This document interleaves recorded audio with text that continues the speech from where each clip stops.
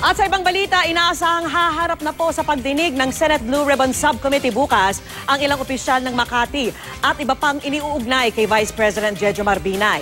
Sabi po ng whistleblower na si dating Vice Mayor Ernesto Mercado, marami naman daw talagang gustong tumestigo tungkol sa mga umano'y anomalya sa mga proyekto sa Makati. Pero nag-aalangan silang malagay sa ilalim ng Witness Protection Program. Kulang daw kasi ang tulong pinansyal sa mga sumasailalim dito. Siguro dapat amyandahan yung batas para sa Witness Protection Program. Dahil maliwanag dito sa mga taga Makati, maraming gustong magsalita. Pero ang problema, lahat sila ang tanong sa akin paano yung seguridad? Paano yung kakainin ng pamilya? Walang rental expense? Ang whistleblower namang si Attorney Renato Bondal gustong buksan uli sa mga susunod na pagdinig ng subcommittee ang umano'y overpriced na birthday cake ng lungsod para sa mga senior citizen.